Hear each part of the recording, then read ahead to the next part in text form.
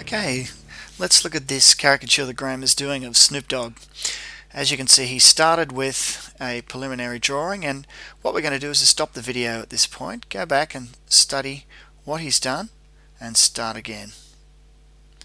Okay, continuing on, we have an underdrawing that Graham is using there with a sheet of paper over the top. As you can see quickly, occasionally he might need to lift the paper to see what his underdrawing or his initial drawing was all about, and he's constantly referring to some reference which is off screen right now, but you notice he's looking to the left. We'll have a look at what he's using as reference in just a moment, but as you can see, he's already got the foundation of this caricature or illustration down on the preliminary drawing. It's now just a matter of penciling over the top with a very confident stroke. This is the image that Graham is using as reference, and there's Snoop Dogg. Okay, back with the details.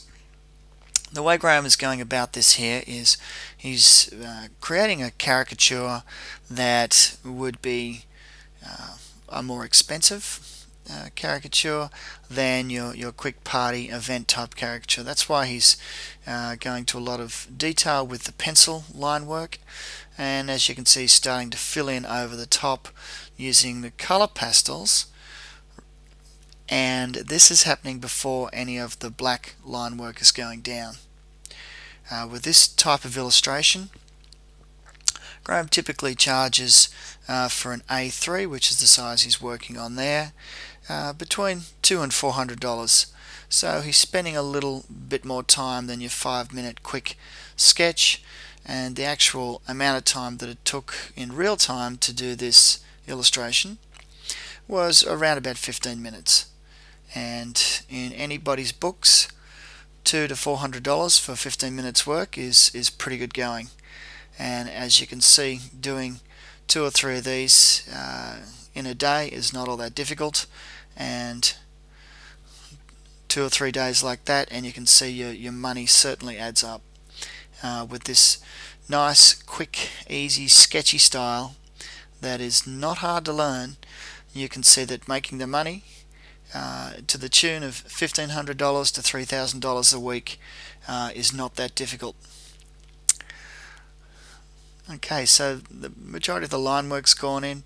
Graham's left a sketchy patch up the top there in his hood for the logo that you'll see again in a minute is up there.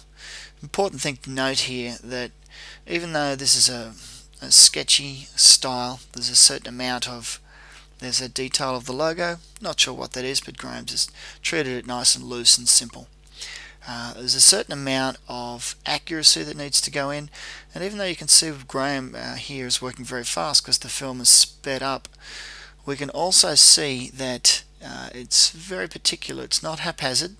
It may look sketchy and loose, and that enables us to get away with a lot and also make sure that it's done quickly, but everything has a reason for being where it is. So all those little details of the shadow being put in on Snoop's face, and you can see Graham's adding a little bit of blue there into the black just to give it a bit more shine and not be so gloomy. The wonderful thing about using pastels for colouring your illustrations is that they act like paint, like a dry paint. So they're great to smudge and move around.